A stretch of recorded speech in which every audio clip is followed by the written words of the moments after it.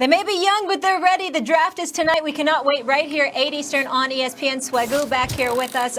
Marcus, thank you for joining us again. Max, I'm starting with you. Which rookie is going to have an immediate impact this upcoming season?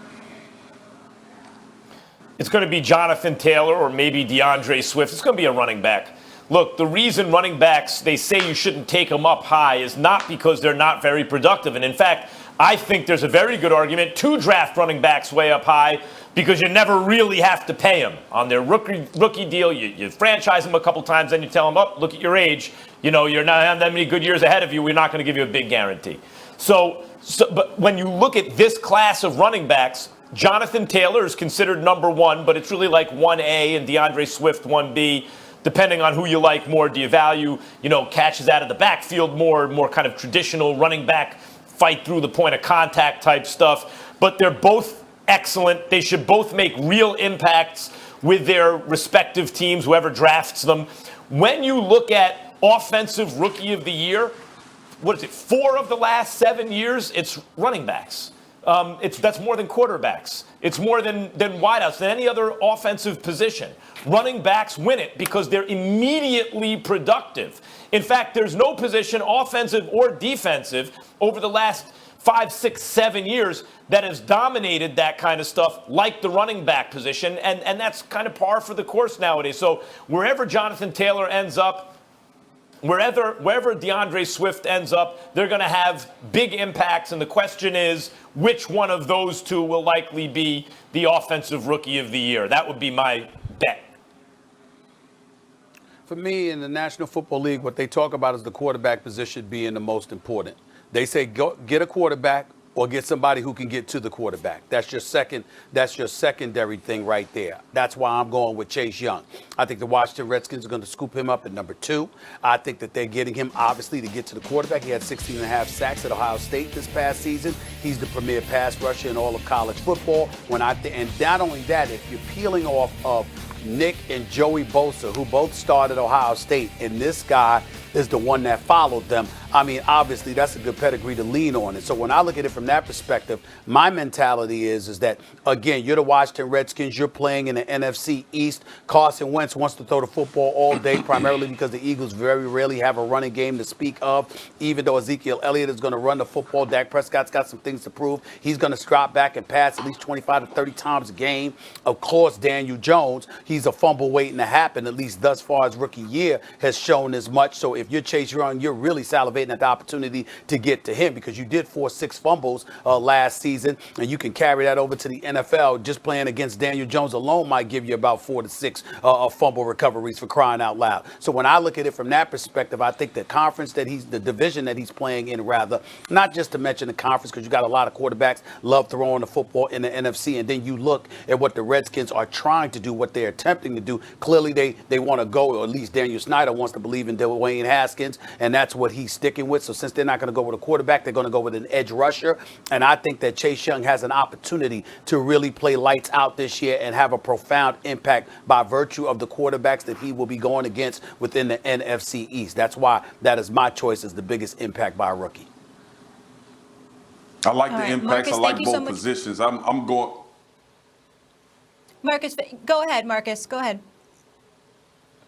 I got Isaiah Simmons being that guy to make the impact immediately because of how many positions he plays and how many opportunities he'll get to make plays, not only rushing the passer, dropping back at the safety spot, and then playing that linebacker. I think he's the most versatile player in the entire draft. I'm not just talking about the 40 time. I'm talking about how he was used in Britt Venables' defense at Clemson, and now taking his talents to the NFL will only translate to what today's game is. He is going to be a problem.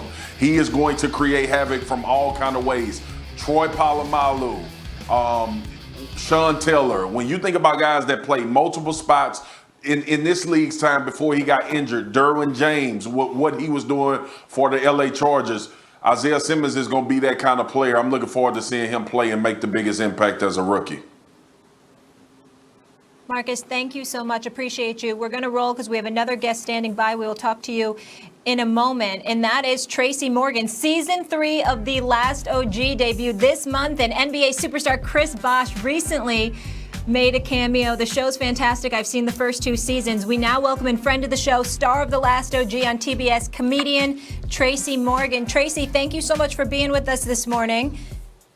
And I just want to dive right into it. There you are. When we were getting your shot set up earlier, I see all these fish and sharks. I'm like, where are we going right now? An aquarium, but it's your beautiful home. So Tracy, so great to have you with us. How are you doing, you and your family, during this quarantine? They're doing well, thank you. And I want to send blessings to everybody out there, being safe and protecting themselves. And I want to tell everybody on the front line, I spent a lot of time in the hospital. And, I've seen them get them people working. I know what they do, so big ups to them. Big ups to all the firemen, the nurses, the doctors, the police, everyone, and especially the community and the people. I love you. Well wishes to everyone. It's good to see you, my man. And it's good to see you, man. I'm glad to see that you're in good health and what have you. I want you to talk to me a little bit. I mean, I'm used to seeing you with the Knicks. Obviously, that hasn't boded well for the New York Knicks. It ain't your fault. But I don't know if anything can help the Knicks. But in terms of your foot, come on, man. We got rid of the front office. It's all good. Like I tell all Knicks fans, we want a ring right now. We're not ready for one. Be patient. We must. Be patient. Well, I know we must be patient. We've been patient. We've been patient for about 4 or 5 decades, but that's neither here nor there. As this draft is coming up tonight, could you talk to me about what you're looking forward to with this upcoming NFL draft tonight? Can you do that? Well, first of all, I want the NFL draft. The Giants. I wish if we wouldn't have won that game against Redskins, we would have had Chase. That's number 2. I think we would have had Chase. But maybe we could trade up, trade down, whatever we got to do. We need a defense. Offense wins games. Defense wins championships. We build our defense. They were looking decent last year. But if we build our defense, we're going to be okay. That's how I feel. We got a quarterback. I think this guy's come along. He's going to be developed. I like it. I like the atmosphere. I like the coach over there. We're a team. We're a team. We got my man, Saquon. He's a leader. He's going to run like hell this year. Point blank. We're going to put some value on running backs again. I compared him to Bo. This boy's nice. Plus, I went to high school with his father. So it's all good. I'm going to believe in the Saquon Giants. Is the I'm a Giant fan for life.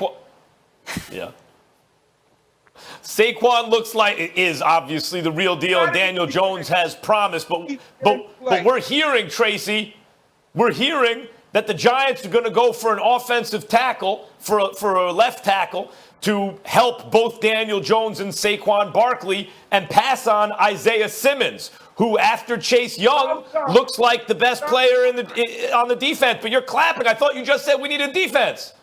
No, we do. Everything's needed. But it's good to have an offense, and I hope he comes from Nebraska. I hope he's a big boy from Nebraska. Move some people, lay some pads on somebody, open up some holes, protect the quarterback. Defense is going to win the championship. Does Wisconsin count? I'm looking at the whole game, all 4 phases. Special teams, offense, defense, all of that. You got to take care of all of it. Let's trade some people. Hold up, did you say 4 phases? Isn't it true? 5. Whatever phases, every phase. Isn't it true, Tracy, that when it comes to any team that you're rooting for, I mean, they can't do any wrong, even when they continuously lose. It's the Knicks one day, it's the Giants the other. All you're going to do is preach patience, patience, patience, like everybody got all day to be waiting for them to be productive. Isn't it true that no matter what we ask you, that's going to be your answer? Steve, when it happens, you're going to go like this. That's what's going to happen.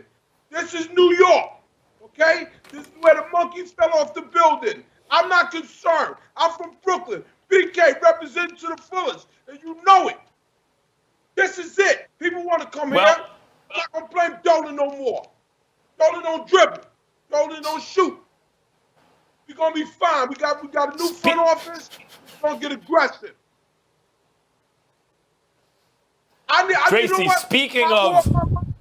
I want more money, Max. I'm thinking about buying the Knicks. Me.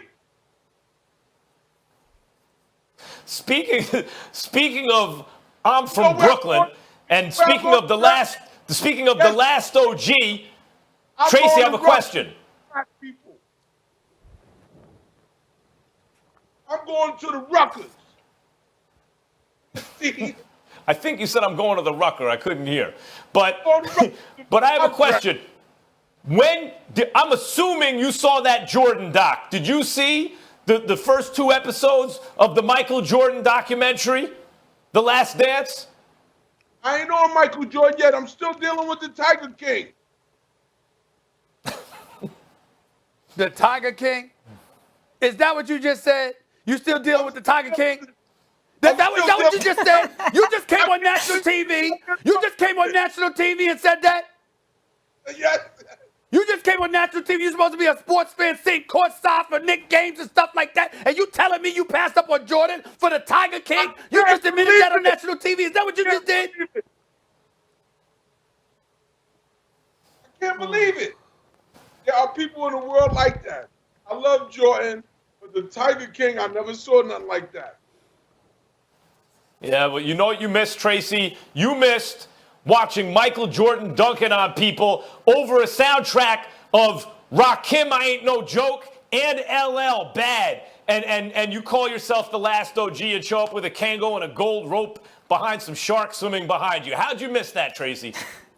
I'm going to see it right now. As soon as I get up there with y'all, I'm going to check it out. You shouldn't have said that.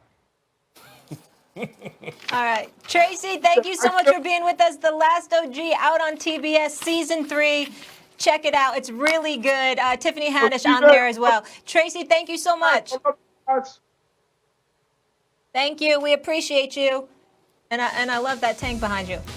All right. First Take fam, we want to hear from you. It's time for you to decide the debate. Send us the topics you want to see Max and Stephen A go head to head on. Just tag First Take on Twitter. Make sure to stick around later in the show, as in right after this break, because that's when we're doing this debate. Next, you'll see if we picked your